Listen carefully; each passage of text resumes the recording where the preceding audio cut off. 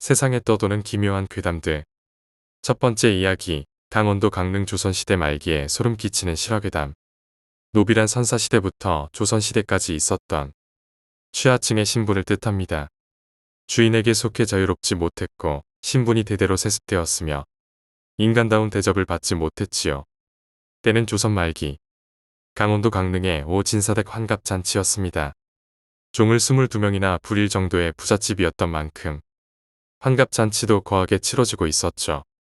밭 일나간 종 10여 명을 제외하고 나머지 종들이 총동원되었음에도 워낙에 정신없이 바쁘고 힘들던 차에 막내 남동생을 보고 있던 넷째 딸 은임까지 일에 동원이 되었습니다. 등에 동생을 업고 부들부들 떨며 귀한 은탕기를 꺼냈고 순운으로 만든 이 은탕기는 어머니가 아끼는 그릇입니다. 은임은 이제 그 그릇과 술 주전자를 들고 장독대로 향했습니다. 키보다도 더 높은 큰 독의 발판을 놓고 옆 장독대에 잠깐 은탕기를 올려놓고 이제 술 주전자에 술을 듬뿍 떠서 내리는 순간입니다. 등에 업고 있던 동생이 그만 은탕기를 툭 쳐서 술독에 떨어뜨리고 말았습니다. 은임도 그만 깜박하고 그냥 술 주전자만 들고 마당의 잔치판으로 들고 가버렸지요. 잔치가 끝나고 화기애애하게 뒷정리나 지어야 할 오진사댁에서는 무서운 문초가 벌어지고 있었습니다. 이런저런 이유로 확실히 범인이 아니라는 증거가 있는 종 10여 명을 제외한 나머지는 임시로 마련된 형틀에 묶여 주리를 틀리고 있었습니다. 다리가 으스러지는 고통 속에서 종들은 절대 자신이 은탕기를 훔치지 않았다고 울부짖었지만 당장 오늘까지만 해도 있던 은탕기가 한창 바쁜 잔치 도중에 사라졌으니 범인은 종들이 틀림없으리라 확신한 주인마님은 오히려 더 역정이 날 노릇이었습니다. 몇 시간에 걸쳐 보는 사람이 다 진땀이 날 정도의 고문이 이어졌지만 범인은 나오지 않았습니다. 그의 격분한 마님은 무당까지 불렀고 그 자리에서 구판이 벌어졌습니다. 게다가 그 굿의 내용도 무시무시한 것이 그 은탕기를 훔쳐간 놈은 그 자리에서 죽으리라 하는 내용이었지요. 한밤중에 불을 밝히고 벌어진 구판이었고 온 동네 모든 사람들이 그 무시무시한 구판을 구경하노라니 그 굿도 요상한 것이 시로에서 갓져낸 뜨거운 떡과 김이 펄펄 나는 그 뜨거운 떡판 위에 고양이를 던집니다.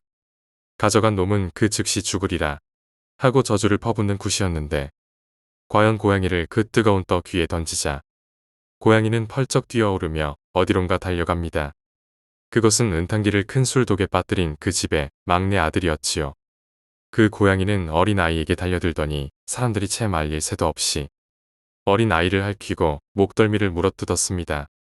그 끔찍한 광경에 사람들은 전부 기겁을 했고 구판은 그렇게 끝났지만 며칠 후 그 막내 아들은 정말로 죽고 말았습니다. 게다가 집에서 사람이 죽었으니 그 술은 이제 못 쓴다며 술독을 비우는데 그제서야 그 안에서 은탕기가 발견되었습니다. 모진 고문에 이제 다리를 못 쓰게 된 종까지 있는 상황에서 밝혀진 억울한 누명, 그리고 그제서야 일이 어떻게 된 것인가를 깨달은 넷째 딸의 고백.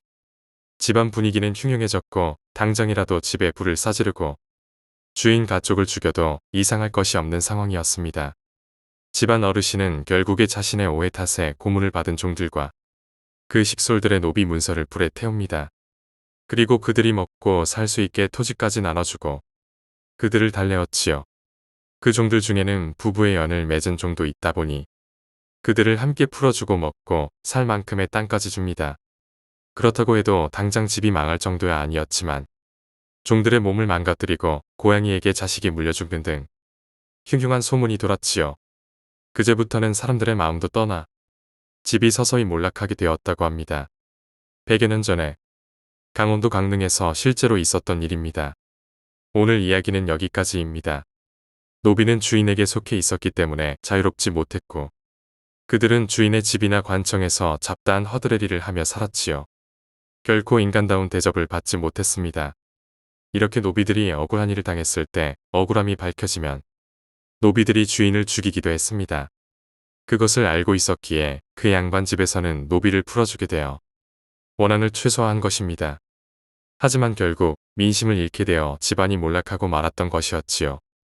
이야기를 요약하자면 조선 말기 강릉의 오진사댁에서 환갑잔치 중 은탕기가 사라져 종들이 고문당했습니다. 막내 아들이 실수로 술독에 떨어뜨린 은탄기는 뒤늦게 발견되었으나 이미 막내 아들은 무당의 저주로 죽고 억울하게 고문받은 종들은 자유를 얻었습니다. 이 사건으로 오진사댁은 몰락의 길을 걷게 되었습니다. 두 번째 이야기, 틈새. 지난해 여름 일어난 일입니다. 한밤중에 편의점에 가려고 매일같이 지나다니는 길을 걷고 있던 중이었습니다. 건물과 건물 사이에 1m 정도 크기의 틈새가 눈에 들어옵니다. 이런 곳에 틈새가 있었나 싶었지만 별 생각 없이 지나가려던 터였지요. 그런데 갑자기 뒤에서 빠른 걸음으로 또각또각하는 하이힐 소리가 들려왔습니다. 꽤 서두르는 듯 했기에 길 가장자리 쪽으로 걸음을 옮겨 추월해서 지나갈 자리를 마련해줍니다. 하지만 바로 뒤까지 들려왔던 발소리가 갑자기 우뚝 멈춰섰고 도중에 어디 빠질 길도 없고 그렇다고 집 한 채 없는 빌딩 숲이었습니다. 이상해서 뒤를 돌아봤더니 20대 중반쯤 되어 보이는 여자가 아까 그 틈새를 들여다보고 있었지요. 뭘까 싶었지만 저 사람도 틈새 아니 신경 쓰이나 보다 생각하고 다시 편의점으로 향하려던 터였습니다. 그 여자는 어떤 주저도 없이 틈새 안으로 걸어가기 시작했고 그녀의 갑작스런 모습에 흥미가 생깁니다. 혹시 지름길이라도 있는 건가 싶은 생각에 다시 돌아가 틈새 안을 봤습니다. 하지만 안은 그저 깜깜하고 아무것도 보이지 않았습니다. 저 멀리까지 칠흑 같은 어둠만이 계속되고 있었지요. 그뿐 아니라 금방 전 여기로 들어섰던 여자의 모습조차 보이지 않습니다. 나는 조금 기분이 나빠져서 나중에 날이 밝으면 한번 다시 와보자 는 생각만 하고 그대로 가던 길을 갑니다. 다음 날에 친구와 만날 약속이 있어서 역으로 향하던 와중에 어제 그 틈새를 확인해 보기로 했습니다. 어젯밤에 기억을 의지해 찾아보니 분명히 어제와 똑같은 곳에 틈새가 있었지요. 아직 약속 시간까지는 여유가 있었기에 일단 그 틈새 안을 살펴봤습니다. 하지만 틈새 안은 입구에서 고작 2m 떨어진 곳에 콘크리트 벽이 있어서 앞으로 지나갈 수 없는 구조였고 벽에 혹시 문이라도 붙어 있나 싶었지만 아무리 봐도 그런 건 없습니다. 나는 내가 착각한 거라고 생각하고 친구를 만나기 위해 약속 장소로 향합니다. 그리고 그날 밤에 친구들과 헤어져 집으로 돌아가고 있자니 10살 정도 되어 보이는 아이가 벽을 보고 서 있었습니다. 시간은 막차가 끊길 시간이었으니 새벽 1시를 넘을 무렵이었을 겁니다.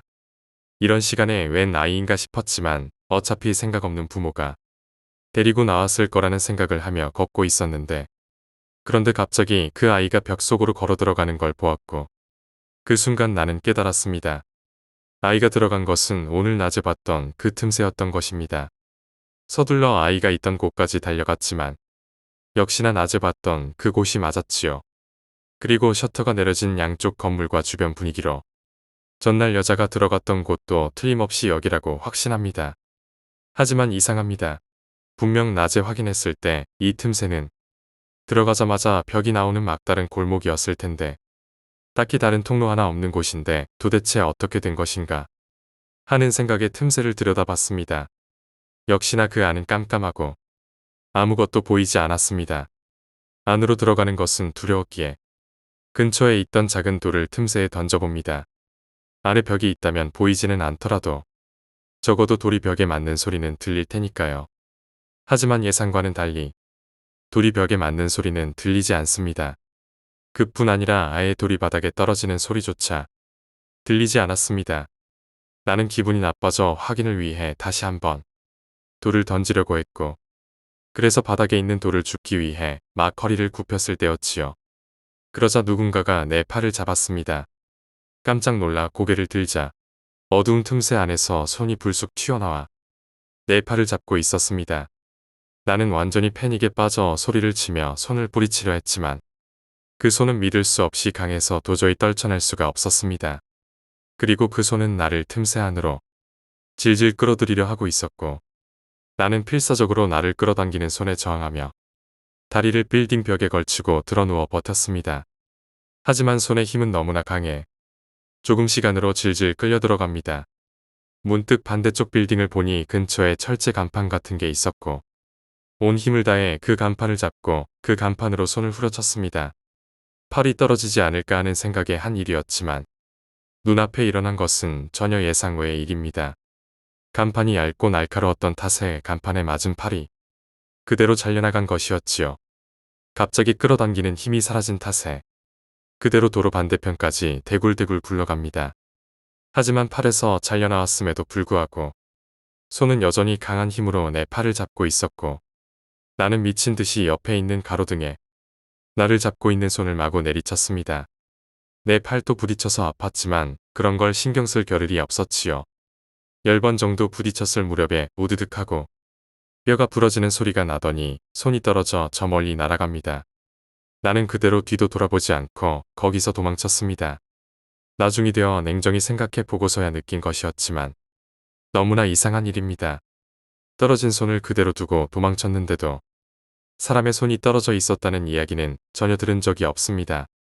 그뿐 아니라 팔에서 손이 잘려나갔을 때도 피는 한 방울도 나지 않았지요. 그 후부터 밤중에는 그 길을 다니지 않게 됩니다. 낮이라면 괜찮겠지만 더 이상 밤중에 그 길을 지나갈 용기가 없었기 때문입니다. 결국 그 틈새는 무엇이었는지, 여자와 아이는 어떻게 된 것인지 전혀 모르겠습니다. 뭐가 뭔지 알 수 없는 일이었지만 그럼에도 내가 작년에 실제로 겪은 일이었습니다. 세 번째 이야기, 기억상실. 3년 전 내게는 사귄 지 3년이 된 남자친구가 있었습니다. 성격은 서로 정반대였지만 사이도 좋았고 서로가 서로를 존중하는 사이였습니다. 이대로 계속 함께할 거라고 믿고 있었는데 사소한 일로 싸웠던 날에 사고로 세상을 떠나갑니다. 면식이 있던 그의 부모님에게 전화를 받고도 한동안은 이해가 되지 않아 그저 멍하니 앉아 있을 뿐이었고 정신을 차리고 보니 부모님 손에 이끌려 병원에 와 있었지요. 얼굴에는 별다른 상처가 없었던 것만은 확실히 기억났습니다. 그리고 그 이후로부터는 상당 기간 기억이 단절되어 있기에 이 기간의 이야기는 부모님에게 전해들은 이야기입니다. 당시 나는 이따금씩 조용히 눈물을 흘리곤 했다고 하지만 병원에서 남자친구를 보고 통곡한 것 외에는 그저 멍하니 앉아있기만 했다고 합니다. 너무 얌전해서 오히려 주변 사람들이 조마조마할 정도였다고 했습니다. 며칠이 지나도 그런 상태가 이어졌기에 부모님은 일단 회사에 연락을 하고 집으로 데려왔지요. 겉으로 보기에는 별다르게 없기에 말을 건네면 대답도 하고 밥도 조금이나마 먹기는 하는데 분명히 어딘가 멍한 느낌이 나더라는 것이고 속이 텅 빈 느낌이랄까 현실과 한참 떨어져 있는 것 같은 모습이었다고 합니다. 부모님은 일찍 잠자리에 드시고 한 번 잠이 들면 깊게 주무시기에 한밤중에 내가 방에서 뭘 하고 있는지는 잘 몰랐었다고 했지요. 다만 우연히 자다가 깨서 방 앞을 지나갈 때면 항상 컴퓨터를 하고 있었다고 합니다. 아무튼 뭐라도 할 기운이 있다니 다행이라는 생각뿐이었다고. 그런데 49제를 목전에 둘 무렵에 남자친구 어머니가 우리 집에 전화를 했습니다. 요새 그 아이는 어떻게 지내고 있나요? 조금 말하기 힘든 기색으로 그렇게 물었다고 합니다. 별 문제 없어 보이긴 하는데 우리 아이한테 전하실 말이라도 있으신가요? 전화를 받은 우리 어머니가 그렇게 대답하자 남자친구 어머니는 곤혹스러운 듯한 목소리로 이런 이야기를 해주셨습니다. 전날 밤 죽은 남자친구의 유품을 정리하고 있을 무렵이었고 이런저런 물건들을 정리하며 울컥 치밀어 오르는 생각들에 눈물 흘리고 있는데 갑자기 어디서 전화를 거는 소리가 들려왔다고 합니다. 어디서 소리가 나는 건가 싶어 주변을 살펴보니 남자친구가 쓰던 노트북에서 들려오더라는 것이었지요. 컴퓨터를 켠 적도 없는데 소리가 나는 게 이상하다 싶어 열어보니 스카이프가 켜져서 누군가 전화를 걸고 있었다는 것이었고 통화 상대는 나였다고 합니다. 하지만 전화를 받지 않자 곧 전화는 끊어졌고 그렇지만 뭔가 이상하다 싶은 생각에 통화 이력을 열어보셨다고 합니다. 그랬더니 어제부터 하루 종일 내가 전화를 건 기록이 나오더라는 것이었지요.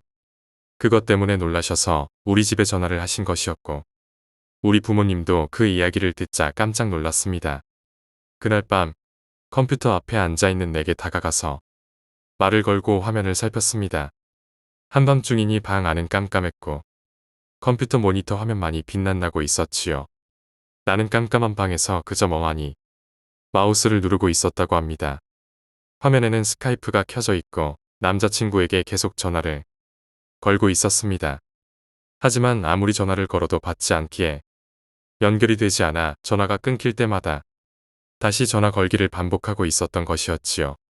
아버지는 소름이 끼쳐 나를 데리고 나와 거실에서 뭐하는 짓이냐며 고함을 쳤다고 했고 나는 전화를 안 받아 라고만 대답했다고 합니다.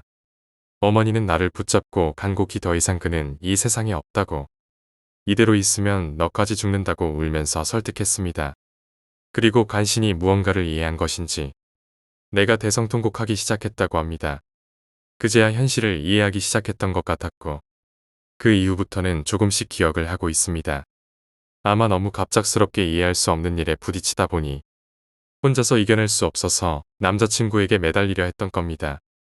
자주 스카이프로 통화를 하기도 했고 남자친구는 워낙에 박식한 사람이라 이것저것 물어볼 수 있는 믿음직한 사람이었으니까 괴담이라고 해서 이야기를 올리기는 했지만 돌이켜보면 이상한 일이라곤 분명 꺼져 있던 남자친구 노트북이 혼자 켜져서 내게 전화를 했다는 것 뿐이었죠. 나중에 내 계정을 살펴보니 확실히 통화 이력은 남아 있었고 다만 한밤중에 계속해 죽은 남자친구에게 전화를 하고 있는 내 모습과 남자친구 계정에 찍혀있던 통화 이력이 더 무서웠습니다. 나 자신이 얼마나 무너져 있었는지를 실감했지요. 그에게서 걸려왔던 전화는 그저 죽은 자신의 그림자만을 쫓는 내 모습이 안타까웠던 남자친구가 49제 전에 마지막으로 가족들에게 그 사실을 알려주려 했던 건 아니었을까 생각합니다. 끝까지 걱정을 끼치고 신경 쓰게 하는 한심한 여자친구를 위해서 말이죠. 단순히 노트북의 오작동일지도 모르겠지만 나중에 그의 무덤에 성묘하러 갔을 때 마음껏 고맙다고 이야기하고 왔습니다. 네 번째 이야기, 이상한 동생. 예전에 초등학생인 내 동생이 겪은 일입니다. 동생은 그날 학교가 끝나고 집에 돌아왔다가 친한 친구들과 함께 공원에 놀러 나갑니다. 저녁이 될 무렵 숨바꼭질을 하고 있었는데 무슨 일인지 엄마와 아빠 그리고 나까지 가족 전원이 그 공원으로 마중을 나왔습니다. 그게 동생에게는 꽤 기분 좋은 일이었던지 숨바꼭질을 중간에 그만두고 친구들에게 먼저 가겠다고 소리를 치고 집으로 같이 돌아옵니다. 집에 돌아와 동생이 숙제를 시작하자 웬일인지 내가 동생의 숙제를 봐주러 왔지요. 숙제를 하는 동안에도 이런저런 게임 이야기 같은 걸 하며 잔뜩 신이 나 있었습니다. 꽤 기분이 좋았던지 동생은 계속 내 곁에 있었고 저녁 시간이 돼서 엄마가 1층 거실에서 우리를 부릅니다. 방은 2층이기에 큰 소리로 대답하고 1층으로 내려갔지요. 아무 날도 아닌데 저녁 식사는 진수성찬이었고 동생이 좋아하는 햄버거 스테이크도 잔뜩이었습니다. 평소에는 과묵한 아빠도 자기 몫을 먹어치운 동생에게 아빠 거도 먹을래? 라고 상냥하게 말을 합니다. 그러던 와중에 항상 챙겨보던 만화영화 할 시간이 되어서 TV를 켰습니다. 하지만 어째서인지 화면은 지지직 거리기만 할 뿐. 채널을 돌려봤지만 다른 곳도 똑같았고 그러자 갑자기 엄마가 리모컨을 손에 쥐더니 TV를 끄고 싱글벙글 웃고 있었기에 조금 기분이 나빴습니다. 저녁 식사가 끝나자 역시 싱글벙글 웃는 얼굴로 가족들이 말을 걸어왔습니다. 엄마는 케이크가 있어 라고 말하고 아빠는 같이 목욕할까? 라고 말하고 나는 새로 게임 샀는데 같이 하자 라고 말하며 각자 무척 매력적인 제안을 합니다. 하지만 그 이야기를 듣자 동생은 약간 장난을 치고 싶어졌지요. 친절을 받으면 되려 심술을 부리고 싶어지는 아이다운 성격이 나온 것이었습니다. 그래서 화장실에 간다고 말한 뒤 어디엔가 숨어서 돌아오지 않는 장난을 치기로 합니다. 우리 집 화장실은 문을 잠그면 손잡이가 돌아가지 않기에 안에 들어가 문을 잠그면 열기가 까다롭습니다. 동생은 매번 화장실에서 그런 장난을 했기에 나는 언제나 동전으로 열쇠 구멍을 비틀어 겨우 문을 열었지요. 이번에도 동생은 평소처럼 화장실 문을 잠그고 화장실 맞은편 탈의실에 있는 지하 창고에 숨어서 가족들을 골탕 먹이려 했습니다. 말투가 확실치 않은 것은 사실 동생이 공원에서 친구들과 헤어진 후 행방불명이었기 때문입니다. 동생은 숨바꼭질 도중 갑자기 먼저 집에 갈게 라고 말하면서 가버렸기에 누가 데리러 왔는지 본 사람이 없었고 동생은 해가 지고서도 집에 돌아오질 않았습니다. 우리는 걱정한 나머지 경찰에 신고를 하고 동네 마을회관에 가서 스피커로 방송까지 합니다. 아버지는 동생 친구들 집에 다 전화를 걸었고 그렇게까지 당황해 이성을 잃은 아버지의 모습은 태어나 처음 보는 것이었지요. 어머니는 완전히 기력을 잃고 쓰러져 울고 있습니다. 나는 뭐라도 해야겠다는 생각에 남동생이 놀았던 공원 주변을 이리저리 돌아다니며 지나가는 사람들에게 캐물었고 그 무렵에는 정말 큰일이 나버렸다는 생각뿐이었지요. 한편 동생은 지하 창고에 숨어 있던 와중에 자신을 찾는 동네 방송을 들었다고 합니다. 깜짝 놀라 당황하고 있는데 갑자기 거실 문이 드르륵 열리고 세 명이 우르르 화장실 앞으로 다가왔다고 했습니다. 그리고 아까 전처럼 케이크가 있어. 같이 목욕할까? 새로 게임 샀는데 같이 하자. 라며 말을 걸었다고 했고 이상한 목소리의 동생은 뭔가 심상치 않다는 걸 느끼고 문틈으로 몰래 그 모습을 지켜봤습니다. 그러자 갑자기 그 세 사람은 화장실 문 손잡이를 흔들며 문을 마구 두드리기 시작했다는 것이었지요. 마치 문을 때려 부술 것 같은 기세로 쾅쾅거리는 소리가 들려옵니다. 동생은 들키면 죽을 거라는 생각에 겁에 질려 벌벌 떨고만 있었다고 했고 그리고 잠시 후 문이 부서지고 기분 나쁜 정적이 흘렀습니다.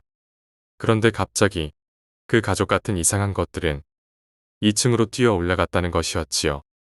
동생은 그 틈을 타 뛰쳐나와 신발도 신지 않고 온 힘을 다해 도망칩니다.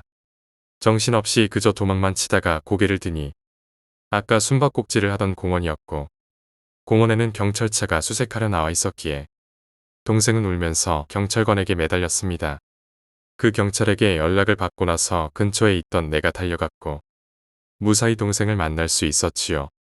동생은 당시에도 경찰관에게 이 이야기를 했지만 당연히 믿어주질 않았습니다. 일단 남동생은 발견된 데다 건강에 문제도 없었기에 단순한 가출로 처리합니다. 하지만 겨우 집에 돌아온 후에 TV 채널 하나하나를 다 확인하는 동생의 모습을 보자 도저히 장난이었다는 생각이 들지를 않았습니다. 5번째 이야기, 동네 축제 괴담. 어느 여름, 동네의 축제날이었습니다. 수많은 포장마차가 길 옆으로 나란히 늘어서 있는 와중에 잉어엿을 파는 포장마차가 있습니다. 엿은 작은 것만 있는 줄 알았던 나에게 예쁘게 색이 든 잉어엿과 달큰하게 퍼지는 냄새는 두근두근하게 매력적인 것이었습니다. 같이 구경을 나왔던 부모님은 엿이 참 예쁘네 라는 말은 하셨지만 충치가 생긴다느니 이렇게 큰 엿은 어차피 다 못 먹는다니 하면서 결국 사주지 않습니다.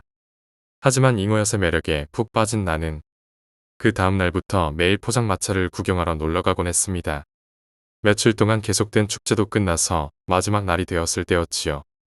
매일같이 찾아오다 보니 낯이 익어버린 엿장수 아저씨가 작은 봉투에 자투리 엿 조각을 넣어서 건네주셨습니다.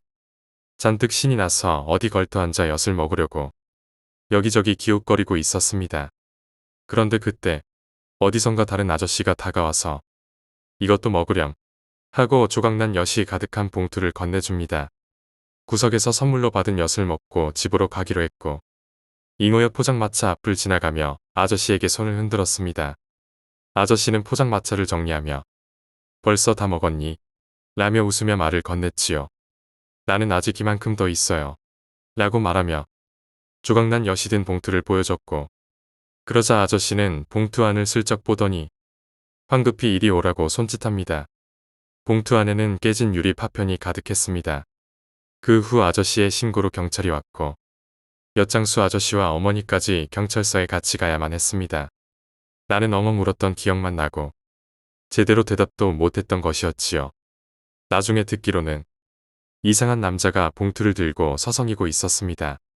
다른 포장마차 아저씨가 이런 증언을 했었다고 합니다. 범인이 잡혔는지는 알 수 없지만 지금도 축제날이 되어 포장마차가 거리에 늘어서면 종종 떠오르는 어릴 적의 소름 돋는 기억입니다. 6번째 이야기, 배수관 괴담. 예전에 배수관을 점검하는 아르바이트를 한 적이 있습니다. 맨홀을 통해 지하로 들어가서 관에 이상이 없는지 조사하는 일이었지요. 맨홀로 들어가는 그 특이한 일이 마치 모험 같아서 나는 매번 두근거리는 가슴을 안고 일합니다. 그 일을 시작하고 얼마 지나지 않았을 무렵이었고 관 속에 들어갔는데 사람이 있는 경우도 있으니까 조심해라 라고 선배가 말했지요.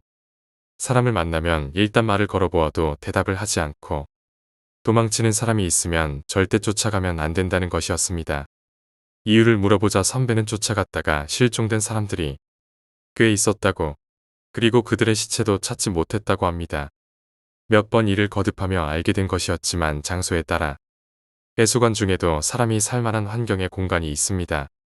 그래서 종종 거기에 눌러붙은 노숙자를 만날 때도 있었고, 그래도 노숙자는 그나마 말도 듣고 안전한 편입니다.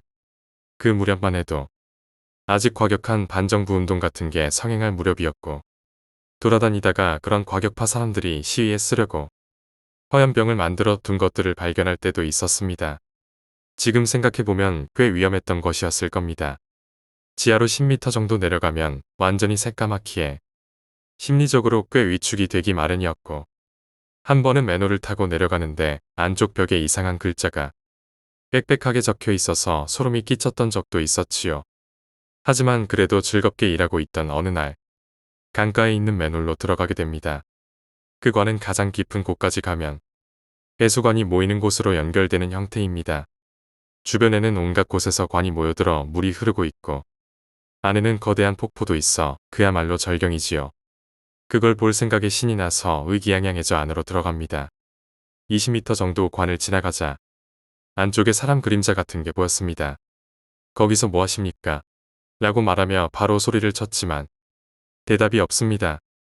그곳은 물이 모이는 곳이라 애초에 사람이 들어갈 만한 곳이 아니었고, 쓰레기가 쌓여 있는 걸 잘못 본 건가 싶어서 다가가서 확인해 보기로 합니다. 가까이 가니 역시 사람이었고, 이봐, 위험하니까 이리로 나와 라고 말하며 다가갔습니다. 그러자 그 사람은 안쪽으로 무엇인지 알 수 없는 금속으로 벽을 때리는 것 같은 이상한 소리를 내면서 도망칩니다.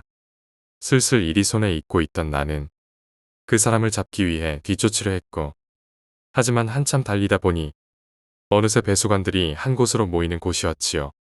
그 사람은 어디에도 보이지 않았고 폭포 소리만이 쩌렁쩌렁 울려 퍼졌습니다. 당황한 나는 황급히 밖으로 도망쳐 나왔지요. 기다리고 있던 선배에게 그 이야기를 했더니 그러니까 쫓아가지 말랬잖아 라며 화를 냈습니다. 아무래도 나 말고도 그런 사람을 본 게 여럿 있어서 업계에서는 이미 유명했었지요. 그날 이후 나는 무서워서 일을 그만두게 됩니다. 보통 도시의 하수도 같은 곳에서는 강력 범죄를 저지른 범죄자들이 숨어 지낸다는 얘기는 과거부터 많이 들어왔지요. 여기서 도망간 그 사람도 그런 사람이 아니었을까 합니다. 그게 아니면 귀신이나 도깨비 같은 거 뒤였을까요? 7번째 이야기, 군대 관심병사. 때는 2007년 겨울, 나는 가 상병으로 진급한 상태였고 군번이 많이 풀린 터라 분대장을 맡게 되었다. 수색이었던 우리 대대는 GOP 근무가 없는 기간엔 해안초소로 경계 근무를 나갔었는데, 사수와 부사수 이렇게 구성이 되어 초소에서 1시간 반 정도 근무를 했다. 사단 내에서 꽤 힘든 대대로 꼽혔던 수색대대는 신병교육대대에서 차출이 아닌 지원을 받아 배치되었다. 그래서 부적응자나 관심병사가 타 부대에 비해 거의 없었고, 약간의 폭력만 빼면 정말 괜찮고 매력 있는 부대였다. 대대원들 간의 화합이나 분위기도 정말 좋았다. 하지만 어디나 그렇듯 정말 심각할 정도의 관심병사가 한 명 있었다. 나의 입대 동기가 그 관심병사의 사수였다. 이제부터 이 관심병사를 A라 칭하겠다. 어느 정도였냐면 2등병 때부터 전화기를 놓지 않았다. 공중전화로 전화를 하면 1시간이 넘도록 끊지 않았고 화장실에서 일을 보면서 담배도 피웠다. A 중대의 중대장이 2등병들에게 폭언과 폭력을 저지르면 이유를 불문하고 무조건 그 선임에게 징계 또는 영창을 보내는 식의 강력한 조치를 취했기 때문에 더 심각해진 경향이 컸다. 문제는 A가 군대에 입대하기 전 사회에서 많은 잘못과 문제를 일으켜 이를 도피하기 위해 군대에 입대한 것이라는 소문이 돌았다. 전화 내용을 얼핏 들은 병사들이 A가 방화 사건에 휘말렸다거나 성폭행, 절도 같은 것들에 연관이 되어 있다는 소문도 돌게 되었다. 솔직히 말하자면 나는 내 중대도 아니었을 뿐더러 입대 동기의 부사수이긴 하지만 쓰레기라 판단되었기 때문에 그냥 무시하면서 살았다. A 때문에 여기저기 혼나고 나에게 시발시발 거리는 동기를 토닥이는 정도였다. A에 대해서 깊이 알려고 하지는 않았다. 잠시 동기를 소개하자면 연세대학교 체육교육학과를 다니다가 군대에 입대하였고 장교로 입대를 하려다가 집안의 만류로 그렇게 하지 못한 케이스였다. 본인의 꿈이 원래 군인이었기에 마인드도 괜찮고 피지컬도 너무 좋은 그야말로 A급 병사였다. 본론으로 돌아와 처음에 말한 사건에 대해 본격적으로 이어나가도록 하겠다. 아직도 잊혀지지 않는 2007년 12월 23일 3시 37분. 나는 그 당시 당직병으로 근무하고 있었다. 지휘통제실에서 당직 사령과 부사관이 한창 졸고 있었고 나는 몰래 TV를 시청 중이었다. 너무도 조용한 그때 탕하는 소리가 멀리서 들려왔고 졸고 있던 부사관은 놀라서 눈을 뜨더니 이거 총소리 아니야? 라며 나에게 물었다. 알아보겠습니다. 라고 대답 후 근처 초소에 무슨 일이 난 건지 혹시 오발 사건인지 아님 실제 상황인지 확인 후 보고하라고 통보하던 중 격발 소리가 울렸다. 각 총성 사이의 시간은 5초에서 10초 정도로 불규칙했다.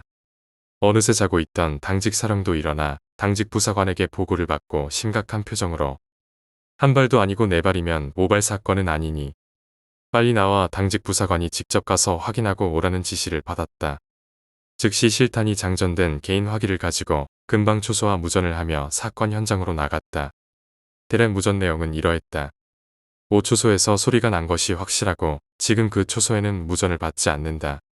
4초소와 6초소에서 확인하러 가는 중이고 첫 발은 실탄 격발 소리이고 나머지 3발은 공포탄 소리 같다는 무전이 왔다. 두 번째 받은 무전은 해수욕장 취객이 군사지역으로 무단 출입하여 난동을 부리다가 실탄은 오발로 격발된 것이고 나머지 공포탄으로 위협 사격을 가했을 가능성이 크다는 것이었다. 그렇게 위안을 삼으며 발걸음을 옮기던 중 절망적인 무전 한 통이 6초소 근무자로부터 전해졌다. 실제 상황입니다. 빨리 오셔야 할 것 같습니다. 사망사건입니다. 무전은 침착했지만 사망사건이라고 했다. 5초소 근무자가 누구인지 기억을 더듬었지만 기억나지 않았다. 5초소에 도착했을 때 순간 여태껏 살면서 처음 보는 잔인한 장면을 보았고 이루 말할 수 없는 슬픔과 공포, 화가 동시에 밀려왔다. 정말 처음 겪는 기분이었다. 내 동기가 목이 거의 몸에서 분리되어 달랑달랑 매달려 있는 상태로 죽어 있었다. 그렇게 많은 피와 냄새도 처음이었다. 초소 안사방에 피가 튀어 흐르고 있었다. 지옥이 있다면 여기가 지옥이라는 생각도 들었다. A는 그 옆에 쓰러져 있었다. 입에서 엄청난 피가 흐르고 있었지만 숨을 쉬고 있었다. 당직 부사관은 바로 당직 사령에게 전화를 했고 부상을 입은 A 병사를 제외하고 아무것도 만지지도 건드리지도 말라는 지시와 함께 10분 후에 사단 애무대에서 구급차가 왔고 뒤이어 헌병대와 중대장, 대대장이 도착했다. 나는 현장에서 헌병수사대와 잠깐의 조사와 진술을 마치고 당직 부사관과 함께 복귀했다. 너 동기 아니냐? 이게 뭔 일이냐? 당직 부사관은 줄담배를 피우며 나에게 말을 건넸다. 짧은 대답을 뒤로 한 채 솔직히 동기가 죽어서 슬픈 기분보다 그 끔찍한 광경과 사건이 믿기지가 않아 멍해져 있었다. 몇 시간이 흐르고 당직 사령과 중대장, 대대장이 헌병대장과 복귀했고 그날 아침 사단장까지 지통실로 와서 회의를 했다. 사병이었던 나는 그 회의에 참석하지 않고 밖에서 기다리고 있었고 이후 결론을 당직 부사관을 통해 들을 수 있었다. 자살 미수 동기는 그 자리에서 사망하였고 A는 공포탄으로 인한 구강 내 화상 및 찰과상이 전부였다. 처음 격발 소리는 실탄이 맞고 그걸 동기가 자신의 목을 향해 격발한 것이었다. 평소 관심병사였던 A에게는 실탄 지급을 하지 않고 공포탄만 지급하여 본인이 자살 시도를 하려다가 죽지 않자 연거푸 총구를 입에 문 채 공포탄을 격발했다는 것이다. 이는 현재 부상 중인 A의 진술을 토대로 한 것이며 총기에서는 장갑을 착용했기에 맨 처음 총기를 지급한 당직 부사관 지문 외에 어떤 지문도 나오지 않았고 그때 당시 목격자도 전무했기에 조금 더 조사를 해봐야 하겠지만 대부분 자살 사건으로 단정을 지은 듯하였다. 정말 말도 안 되는 결론이었다. 자살. 내 동기는 정말 그런 일을 할 사람이 아니고 그날도 오후에 여자친구와 가족에게 곧 휴가를 나가니 기다리라는 전화를 했던 것도 알고 있다. 그런데 자살이라니 정말 말도 안 되는 소리를 듣고 격분하여 당직 부사관에게 따졌다. 사단에서도 문제를 크게 만들지 않으려고 하는 것 같다. 알잖아 사단장님 조금 있으면 진급심사다. 뭔지 알지? 개인의 진급 때문에 멀쩡했던 사람을 자살로. 그것도 관심병사의 진술 하나만으로 그렇게 쉽게 내릴 수 있는 결론인 건가? 이런 생각이 머리에서 떠나질 않았고 그때 처음으로 군대에 와서 펑펑 울었던 기억이 있다. 하지만 사건 발생 후 16시간이 지나 새로운 국면을 맞이하게 되었다. 헌병대수사대에서 타살일 가능성이 크다는 의견을 내놓았고 사단 밖의 일반 병원에서 치료를 받고 의무대로 복귀한 A 병사는 헌병대로 구속되었다. 헌병대 수사과장이 사진과 사망한 병사의 사체를 분석해본 결과 소총으로 자살 시도를 한 경우 관통상이 생기게 마련인데 자살을 하려고 자신의 목에 총구를 대고 방아쇠를 당기면 생각보다 상처의 크기가 그렇게 크지 않다고 했다. 하지만 동기는 목이 몸과 거의 분리되다시피 한 상처였고 이는 분명 타인의 개입이 들어간 즉 몇 걸음 뒤에서 누군가가 사격을 했을 가능성이 크다고 했다. 정확한 것은 부검을 통해 알아낼 수 있다고 들었다. 동기의 가족이 부대에 도착했다. 아들의 사망 소식을 듣고 두 분 다 도저히 부대까지 올 수 없어 지인들이 모시고 오느라 시간이 지체되었다고 한다. 조사는 계속되는가 싶었다.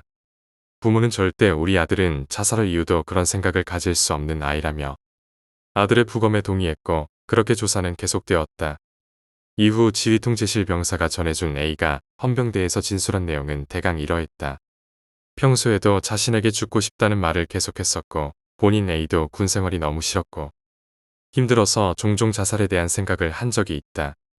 예전도 마찬가지로 근무를 나갈 때마다 이 방아쇠만 당기면 모든 것이 편해질 거라고 말을 했었다. 사건 당일 자신이 먼저 보여줄 테니 너도 그대로 따라하라며 자신의 목을 향해 방아쇠를 지체 없이 당겼다. 동기가 죽은 것을 확인한 A는 자신이 만약 여기서 멀쩡히 있는다면 살인자가 될 것이 뻔하기 때문에 총구를 입에 물고 방아쇠를 당겼다. 첫 번째 격발 후 공포탄인 것을 인지했지만 너무나 극심한 고통에 정신이 없어서 두 번째 격발, 그리고 죽지 않은 것을 확인하고 세 번째 격발 후 기절. 상병님 솔직히 이건 말도 안 되는 겁니다. 동기 상병 절대 그럴 사람 아니라는 거 저도 알고 있습니다. 지휘통제실 병사가 나에게 말해준 것은 정말이지 너무도 말이 안 되는 소설이었다. 하지만 A의 진술이 정말 맞을 수도 있지 않을까 하는 생각도 들었다. 그 이유는 분위기였다. 그날 이후 전투훈련은 하지 않고 각자 생활관 및 강당에 모여 자살 예방 교육을 했다. 사단의 정훈장교, 외부 강사 등이 하루가 멀다 하고 교육을 했고 경계 근무를 서는 병사들에겐 일체 실탄 지급을 불허하였다. 뭔가로 몰아가려는 그 특유의 분위기가 있었고 다들 그 분위기에 휩싸여 내 동기는 자살했다는 것이 사실화가 되어 있었다. 대대에서는 A를 위해 병사들이 롤링페이퍼와 간식을 넣어주었고 힘내라는 말과 빨리 잊고 같이 열심히 군 생활하자는 글들이 대다수였다. 내 동기가 A의 자대 배치 이후 지속적으로 정신을 피폐하게 만들고 뒤에서 조종해서 일부러 욕을 먹게 즉 쓰레기를 만든 장본인이 되어가고 있었다. 상병님 솔직히 그 상병 있지 않습니까? 저희한테는 그렇게 앞에서 잘해주더니 A한테는 너무 개쓰레기 짓 한 거 아닙니까? 혹시 또 모릅니다. 둘이 샤워실에서 그 짓을 했을 수도 있고 말입니다. 아니 불침번이 야간에 그런 소리를 들었다고 하는 말도 있습니다. 소문이 퍼지고 있었다. 평소에 후임들 엉덩이를 만지고 지나치게 스킨십을 하려고 한다는 둥.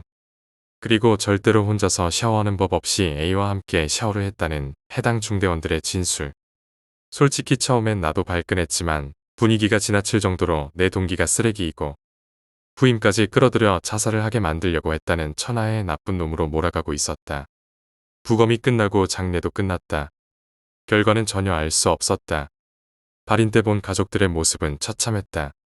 심지어 가족들까지도 동기의 자살이 맞다고 생각하는 것 같았다. A는 이후 사단 내 연대로 전출을 가게 되었고 나는 시간이 흘러 전역했다. 정말 A가 피해자이고 제 동기가 자살을 한 것일까요? 다들 그렇게 생각하지 않으실 거라고 생각합니다. 아니, 쉽게 단정 지을 순 없지만 자살이 맞다도 아니고 자살이 아니다도 아닙니다. 확실한 무언가가 없기 때문이죠. 더 조사를 했어야 했습니다. 하지만 그때의 그 분위기, 군대 내에서 무언가를 은폐하려고 A를 B로 만들려 분위기 몰아가는 것은 정말이지 무서울 정도로 순식간이었습니다. 간부를 비롯해 모든 병사들이 자살이라고 결론을 지었습니다. 하지만 이게 끝이 아니었습니다. 끝난 줄 알았던 이 사건은 제가 전역하고 얼마 되지 않아 다시 수면 위로 떠오르게 됩니다. 저녁 후 한 통의 전화가 왔다. 예전 그 사건 때 같이 근무하던 당직 부사관이었다. 너 동기 있잖냐? 걔 타살이란다. A가 불었어. 그리고 그 새끼 자살했다. 사단이 난리가 났다 지금. 오랜 통화였지만 중요한 내용은 이러하다. 그 밖의 것은 이제 글로써 풀어내려가겠다. 사건 후 장례가 끝나고 내가 몰랐던 사실들이 몇 개 있었다. 헌병대장은 전출을 가고 수사과장은 전역을 했다고 한다. 사체 부검 및 현장 감식 결과 자살일 가능성은 매우 낮으며 타살일 가능성이 농후하다는 결론이 나와 사단장에게 보고를 했다고 한다. 하지만 사단장은 이 사실을 은폐하고 자살 사고로 만들라고 지시했고 둘은 처음에 어쩔 수 없이 그렇게 했다고 한다. 수사과장은 그 길로 미련 없이 전역했다고 한다. 시간이 많이 흘렀고 평소 그 사건으로 인해 죄책감이 컸던 수사과장은 동기 가족들에게 뒤늦게 이러한 사실을 알리고 국가의 한 기관에 민원을 넣었다고 한다. 이후 이 사건에 대해 재조사가 들어갔고 연대로 전출을 갔었던 A가 다시금 조사를 받게 되는데 이 과정에서 너무나 쉽게 자신의 범죄에 대해서 자백을 했다고 한다. 그 이야기는 이러하다. A가 군대에 입대하기 3일 전 술집에서 만난 바텐더를 성폭행하고 그 집에 불을 냈다고 한다. 여자의 생사는 알 수 없었지만 입대하여 생활을 하던 중 내 동기를 만났고 동기와 A가 외박을 나가 술을 마시던 중 만취 상태에서 자신의 범행에 대해 말을 했다고 한다. 이후 동기는 A에게 지금이라도 늦지 않았으니 문제가 더 커지기 전에 자수하는 게 어떻겠냐고 지속적으로 권유했다. 혹시나 동기가 다른 사람들에게 이 사실을 알리면 어쩌나 하는 불안감이 계속되었다고 한다. 사건 당일 5초소 안에서 역시나 동기는 그 일에 대해서 말을 했고 협박성으로 말을 한 것은 아니지만 계속해서 커져갔던 불안감이 분노로 바뀌어 동기가 총을 세워두고 앉아서 조는 틈을 타 그대로 총을 격발했다고 한다. 이후 사건을 거짓으로 꾸미기 위해 자신의 총으로 그것이 공포탄인 것을 알고 입에 격발했고 그 고통과 충격 때문에 기절을 했다고 한다. 물론 자신의 입에 공포탄을 쏘기 전에 내 동기가 자살을 한 것처럼 총의 각도나 이런 것을 예전에 보았던 TV 프로그램을 상기하며 꾸며놨다고도 했다. 헌병대에서 이와 같은 진술을 마친 A는 구치소에 수감되어 비닐봉지를 엮어 목을 매 자살했다. 내 동기의 억울함은 풀어졌다. 하지만 너무도 허무했다.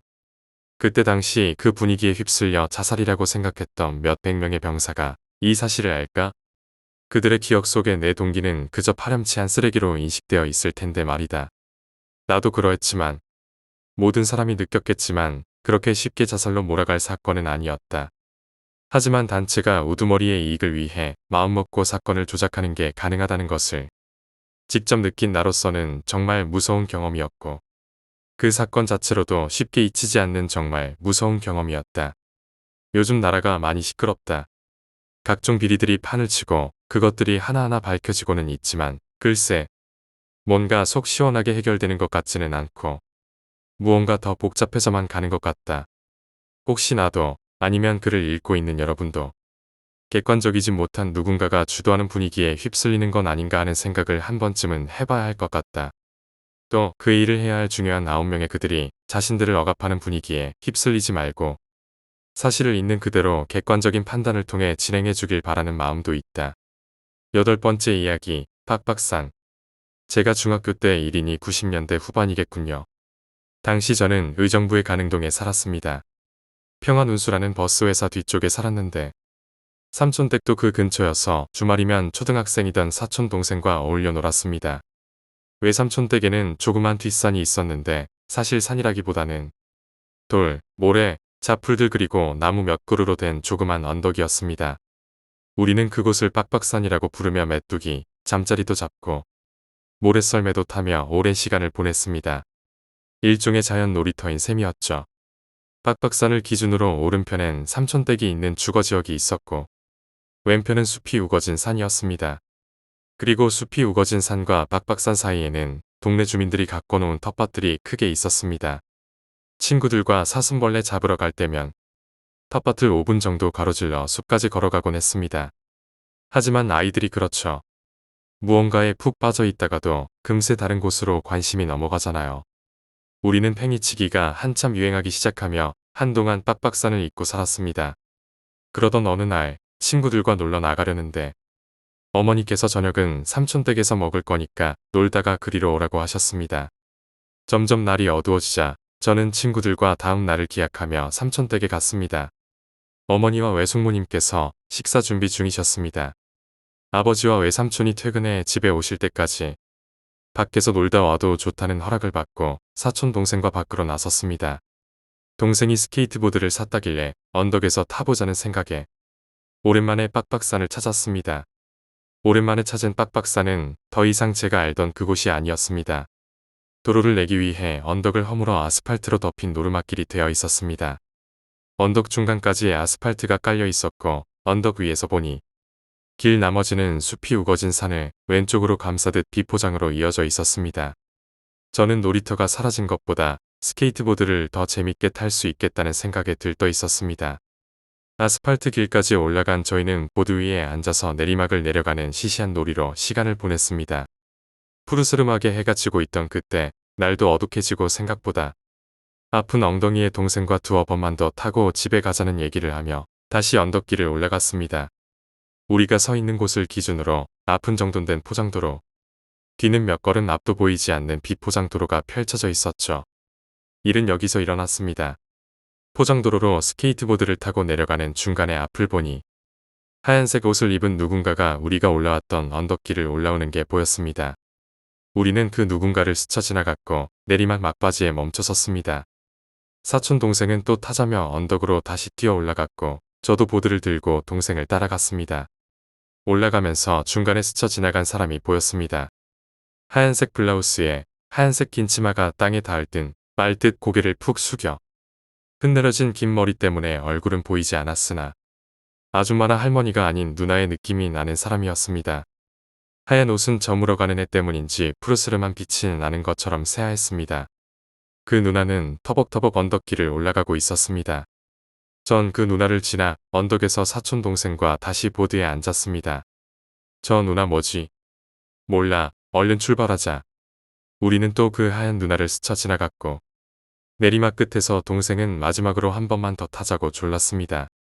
언덕길을 다시 올라가는 중에 다시 옆을 지나갔지만 그 하얀 옷을 입은 누나는 아까처럼 고개를 숙이고 언덕길을 천천히 올라가고 있었습니다.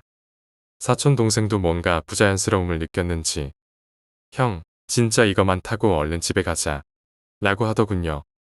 다시금 언덕길을 내려가는데 이런 생각이 들었습니다.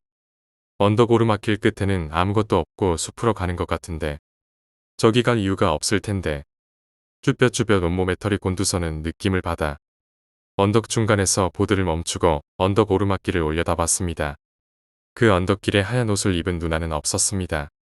우린 누가 시키지도 않았는데 왼쪽을 돌아보았습니다. 텃밭 너머 숲풀 사이 중간 나무에 그 누나가 두 손을 나무에 기댄 채 고개만 오른쪽으로 돌려 우리를 보고 있었습니다. 아니, 정확히 말하면 우리를 보고 있는 것 같았습니다. 텃밭의 거리가 멀어 이목구비가 잘 보이지 않았는데도 시선이 느껴졌으니까요. 우리는 멍하니 서로를 바라보다 제가 먼저 도망갔습니다. 언덕 내리막길을 내려와 한숨을 돌릴 때쯤 사촌 동생이 같이 가자며 눈물 범벅으로 뛰어오는 모습이 보였습니다. 조금 진정이 되고 내리막길 또랑에 빠진 스케이트보드를 찾아 다시 올라갔지만 그곳에는 이미 아무것도 없었습니다. 9번째 이야기, 유체이탈. 최근 유체이탈 글이 꽤 인기 있는 것 같아 훑어보는 사이 꽤 많은 사람들이 의사적 유체이탈을 경험하고 있다는 걸 깨달았습니다. 제가 판단하는 의사적 유체이탈과 진짜 유체이탈의 차이는 유체이탈 시 보이는 풍경과 실제 풍경이 미묘하게 다르다는 것입니다. 저도 몇 년 전 처음으로 유체이탈을 경험했었습니다. 하지만 그때는 방의 풍경이 현실과는 꽤 달랐습니다. 꽃병에 꽂아둔 적도 없는 꽃이 꽂혀 있다던가. 이건 꿈이라고 생각해 저는 아파트 베란다에서 뛰어내려 봤습니다. 이전부터 저는 수면 마비에 관해 지식이 좀 있었고 유체이탈의 대부분이 수면 마비 상태라는 걸 알고 있었으니까요. 대개 그때 보이는 광경은 기억을 기반으로 뇌가 만들어낸 환상 같은 것입니다. 하늘을 날거나 우주에서 지구를 내려다보는 등 TV에서 보는 영상 같은 걸 끌어온 거죠. 그렇기에 아파트 베란다에서 뛰어내린 경험이 없는 내가 그걸 시도하면 어떻게 될지 시험해 본 것입니다. 결과적으로 낙하 도중 보이는 광경은 아무것도 없었습니다. 베란다에서 뛰어내린 경험이 없으니 뇌에는 그런 광경이 저장되어 있지 않고 그걸 무리하게 만들어내려고 해봐야 정보가 부족하니 아무것도 비치지 않는 게 당연하죠. 그래서 나는 이것 또한 생리현상의 일종이자 뇌의 오류라고 판단했습니다. 신비 체험 같은 게 아니라요. 그 이후로도 한 달에 한 번 정도 자연스레 유체 이탈을 경험하곤 했습니다. 하지만 나는 그저 리얼한 꿈 정도로 치부했죠. 의식이 완전히 유지될 뿐 아니라 벽을 지나다니거나 순간이동이 가능한 건 다른 사람들과 매한가지라 그리 드문 경우라고 생각하지도 않았습니다. 내가 유체 이탈하는 패턴은 이랬습니다. 위를 향한 채 잠든다. 온몸에 힘이 빠지고 갑자기 몸무게가 느껴지지 않는다. 온몸 안쪽에서 강렬한 노란 빛이 가득 차 그 빛이 내 본체라는 감각이 든다. 육체적인 만능감이 느껴진다. 상반신에서 고속으로 영혼이 빠져나온다. 이런 게 고작 1-2초 사이에 일어나는 겁니다. 이런 체험을 몇 번 반복하자 뇌 속에서 구성된 광경도 점차 현실에 가까워져 종국에는 현실과 똑같은 모습을 비추게 되었습니다. 그렇게까지 되고 나니 뇌가 거듭된 이탈에 익숙해진 것인지 아니면 내가 진짜 유체 이탈을 겪고 있는 것인지 판단하지 못할 지경이었습니다.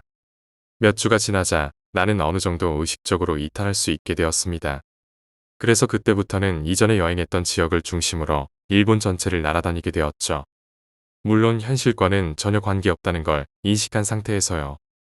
사람은 기억 속의 아름다운 광경을 다시 불러내는 것만으로 즐거워지는 법이더군요. 그러는 사이 한 번도 가본 적 없는 곳에 가면 어떻게 될까 하는 의문이 떠올랐습니다. 그래서 나는 실험 삼아 교토에 사는 대학 시절 친구를 찾아가 보기로 했습니다. 친구네 아파트 주소는 알고 있었지만 도쿄에 사는 내가 교토까지 간 적이 없으니 거기는 완전히 모르는 공간입니다. 그 무렵 나 스스로도 유체 이탈이 꽤 현실적이라 느끼고 있었기에 혹시 이탈이 진짜는 아닐까 싶었거든요. 나는 구글맵에서 그의 집을 확인하고 실험에 나섰습니다. 결과적으로 한참을 헤맨 끝에 그 녀석 아파트 방까지 들어갈 수 있었습니다. 하지만 한밤중이라 친구는 이미 자고 있었고 커뮤니케이션을 하기에는 무리였죠. 일단 코를 잡거나 말을 걸기도 했지만 전혀 느끼질 못하는 듯했습니다. 어쩔 수 없이 나는 친구 방 배치와 가구 위치, 벽에 붙은 포스터 같은 걸 기억에 담고 몸으로 돌아왔습니다. 다음 날 나는 친구에게 전화를 걸어 방의 배치와 가구 위치, 벽에 어떤 포스터를 붙였는지 물어봤습니다. 물론 나는 그의 방에 직접 찾아간 적은 없던 터입니다. 이야기를 듣고 내가 어제 본 걸 말하는 사이 점점 친구는 말수가 없어져 갔습니다. 내가 말을 마치자 그는 말했습니다. 너 누구 고용해서 내 방 훔쳐보기라도 했냐? 그 순간 나는 내가 겪은 유체 이탈이 진짜라는 확신을 얻었습니다.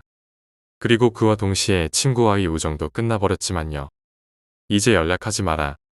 그 녀석은 그 말만을 남기고 전화를 끊었습니다. 결과적으로 나는 친구 한 명을 잃었지만 그때 내겐 그 정도는 사소한 일이었습니다.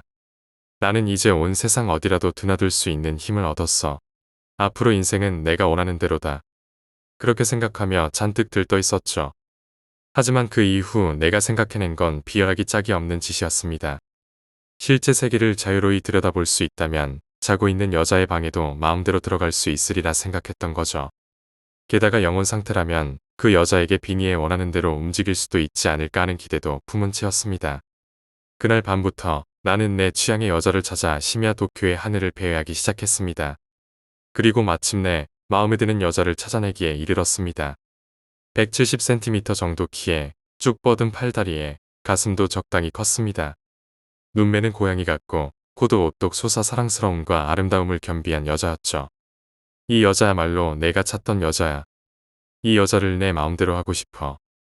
나는 경험은 없었지만 그녀에게 빙의할 작정으로 그녀 등 뒤로 다가가 몸을 겹치려 했습니다. 하지만 그 순간 나는 강한 힘에 의해 튕겨나가 떨어졌습니다. 영혼 상태이니 어디 부딪힐 것도 없고 벽을 뚫고 옆방까지 날아갔습니다. 나는 망연자실했습니다. 그러자 눈앞에 언뜻 봐도 악인으로 보이는 남자가 나타났습니다. 그 남자는 내 영혼을 압도적인 힘으로 찌르더니 이렇게 말했습니다. 저 여자는 내 거야. 방해하면 없을 테다. 우리는 산 사람 몸은 못 건드리지만 영혼길이라면 힘 약한 놈은 마음대로 해버릴 수 있어. 모골이 송연했습니다. 그때까지 나 말고는 영혼 상태로 돌아다닐 수 있는 존재가 있으리라고는 생각하지 못했었으니까요. 강렬한 공포를 느껴 나는 순간이동의 방으로 돌아온 후 몸 안으로 돌아왔습니다. 그리고 이불을 둘러쓰고 아침까지 벌벌 떨었습니다. 그때 이후로 유체 이탈을 하고 종종 주위를 둘러보면 산 사람인지 죽은 사람인지 모를 존재가 주변의 우그룩을 들끓는 게 보입니다. 그 후로 나는 이탈을 그만뒀습니다. 다시 그 온갖 영혼이 우글대는 곳에 발을 담그고 싶지 않았습니다. 어쩌면 모두 내 망상이나 꿈인지도 모릅니다. 하지만 친구의 방한 풍경을 맞췄던 일 때문에 나는 아직도 내가 진짜 유체 이탈을 경험했었다고 믿습니다. 그러나 그것은 결코 무적의 존재가 되어 자유를 누리는 게 아닙니다. 동등하거나 혹은 그 이상의 능력을 지닌 괴물들의 세계에 들어가는 것을 뜻하는 겁니다. 여러분도 만약 나중에 유체 이탈을 경험하게 된다면 그걸 잊지 말아주세요. 10번째 이야기, 그림자. 그 전에 있었던 일이다. 그날도 여느 때처럼 일을 마치고 저녁 무렵 집에 돌아왔다. 거실에 들어서자 거기 어머니가 불도 안 켜고 귀를 막은 채 어두운 방 안에서 웅크리고 있었다. 나는 당황했다. 어머니가 이러고 있는 건 처음이었다. 무슨 일이 있나 싶어 초조해져 나는 어머니에게 달려가 말을 걸었다. 무슨 일 있어? 왜 방에 불도 안 켜고 이러고 있어? 어머니는 갑작스레 내가 말을 걸어 놀란 듯했지만 곧 내 얼굴을 보고 안심한 것 같았다. 뭐야, 너구나. 사람 좀 놀래키지 마렴. 아니, 놀란 건 난데. 어두운 방에서 불도 안 켜고 귀 막고 웅크리고 있던 사람이 할 소리인가, 그게. 기가 막혀 하고 있자니 어머니가 이상한 걸 물어봤다. 그건 그렇고 너 어디로 집에 들어왔니? 어디로? 이상한 질문에 기가 막히면서도 대답했다. 저기, 엄마. 어디로 집에 들어왔다니 당연히 현관이지. 아니면 도대체 어디로 들어왔을 거라고 생각하는. 말을 마치기도 전 바로 그 현관에서 똑똑하고 유리를 노크하는 소리가 들려왔다. 어라, 누가 왔나? 나는 누가 왔는지 확인하려 현관을 들여다보려 했지만 어머니는 초조한 듯한 모습으로 나를 말렸다. 나는 무슨 일이 있었는지 당황스러운 와중에도 돌아왔을 때 이상했던 어머니 모습과 아까 그놈이라는 게 뭔가 연관이 있을 거란 생각이 들었다. 저기, 아까 내가 왔을 때 이상한 꼴 하고 있던 게 그 아까 그놈 때문에 그런 거야. 내 질문에 어머니는 입을 다문 채 고개를 끄덕였다. 저게 말야, 계속 현관에서 노크를 하는 거야. 내가 오기 조금 전부터. 엄마는 그게 무서워서 어쩔 도리가 없더라고. 그래서 계속 귀를 막고 그게 없어지길 기다리고 있었던 거야. 그런데 그 사이 내가 돌아왔지 뭐니, 그것도 현관으로. 새파랗게 질린 얼굴로 어머니가 말씀하셨다. 나는 심상치 않은 일이라고 생각했다. 저거 뭔데? 봤을 거 아냐. 어머니는 고개를 아래로 푹 떨구고 있었다. 생각하고 싶지도 않은 모양이었다. 그 사이에도 현관에서는 계속 똑똑하고 노크 소리가 이어지고 있었다. 이대로는 안 되겠다 싶었다. 잠깐 보고 올게. 아까랑은 다른 사람이 있을지도 모르잖아. 혹시 택배라도 왔으면 빨리 확인해야 하고. 하지만 어머니는 잡은 팔을 놓지 않았다. 안 된다니까. 안 가는 게 좋아. 분명 후회하게 될 거야. 괜찮다니까. 위험한 놈이면 현관문 안 열고 슬쩍 보고만 올게. 어머니의 팔을 억지로 뿌리치고 나는 현관으로 향했다. 우리 집 현관은 흐린 유리가 끼워져 있는 미닫이 문이다. 현관을 열지 않아도 밖에 어떤 놈이 있는지는 대충 눈에 들어오기 마련이다. 나는 현관까지 그 노크하는 놈이 어떤지 살폈다. 아마 어머니도 손님이 왔나 싶어 현관까지 왔다. 이걸 봤었겠지. 현관에 서 있는 빨간 사람 그림자를 처음 봤을 때는 그렇게 이상하다는 생각은 들지 않았다. 그도 그럴 것이 단순한 사람 그림자였으니까. 키는 아마 초등학생 정도였던 것 같다. 빨갛다는 걸 빼면 말이지. 그래서 나는 단순히 손님인가 싶어 현관을 열려 유리 바로 앞까지 다가갔다. 그 순간 노크하는 손이 유리 너머로 똑똑히 보였다. 새빨간 사람 손이 정말로 새빨겠다. 빨간 장갑 같은 게 아니라 새빨간 맨손이었다. 그 순간 이건 인간이 아니구나 하고 느꼈다. 하지만 그걸 깨달았을 때는 이미 늦은 터였다. 왜냐하면 현관을 열려고 가까워진 사이 그 녀석도 내 존재를 알아차렸으니. 가까워진 내 존재를 알아챈 그놈은 이후 엄청난 기세로 현관을 노크하기 시작했다. 정말 엄청난 기세였다. 현관 유리가 깨지지 않을까 싶은 기세로 계속 두드려댔다. 바로 도망가고 싶었지만 무서워서 움직일 수가 없었다. 새빨간 사람 그림자가 엄청난 기세로 현관을 두드려대는 것이다. 문에서 철컹대는 소리가 날 정도로. 나이 먹을 대로 먹은 어른인데도 그 광경을 보니 오금이 저려 발도 못 댈 지경이었다. 계속 거기 서 있을 수도 없었다. 그래서 나는 어떻게든 몸을 움직여 거기서 벗어나려 했다. 하지만 묘하게 달려 도망치겠다는 생각은 들지 않았다. 아마 상대가 모르게 서서히 도망치겠다는 생각이었을까. 나는 천천히 뒤로 몸을 뺐다. 그러자 사람 그림자도 약간 변화를 보였다. 처음 봤을 때보다 어쩐지 키가 커진 것 같았다. 하지만 노크하는 팔의 위치는 아까와 다름없다. 키가 커지고 있는 게 아니라 자라나고 있는 것이었다. 목이 늘어나는 게 아니라 정말 머리만 위로 쭉쭉 자라나고 있었다. 그리고 그 자라난 머리는 서서히 현관 위에 있는 작은 창에 다가서고 있었다. 하필 그 작은 창은 채광용이라 흐린 유리가 아니었다. 그래서 그 작은 창으로 머리가 다가서고 있다는 걸 알아차린 시점에 나는 눈을 피했어야 했다. 하지만 눈을 돌릴 수가 없었다. 너무 무서워 오히려 시선을 돌릴 수가 없었다. 그리고 나는 봐버렸다. 새빨간 사람 그림자의 얼굴을. 아마 초등학교 저학년 정도 된 아이라고 생각한다. 새빨간 얼굴에 머리카락과 눈썹이 없었다. 인상적이었던 떡하니 열린 새까만 입과 부릅뜬 눈. 그 눈으로 흘깃흘깃 집안을 들여다보고 있었다. 그걸 보고 나니 완전히 한기였다. 나는 소리 지르며 도망쳤다. 그리고 거실로 가서 어머니와 함께 귀를 막고 덜덜 떨었다. 얼마나 시간이 흘렀을까. 귀를 막고 있었기에 감각이 없었지만 갑자기 왜 그래? 하고 누군가 어깨를 잡았다. 일을 마치고 돌아온 아버지였다. 아버지잖아. 놀라게 하지 마세요. 뭘 놀라게 해. 놀란 건 나야. 어떻게 둘이 불도 안 켜고 시커먼 방 안에 웅크리고 있어. 갑작스레 날아온 목소리에 놀라기는 했지만 아버지 얼굴을 보니 좀 안심이 됐다. 그리고 무심코 물었다. 아버지, 도대체 어디로 집에 들어오셨어요?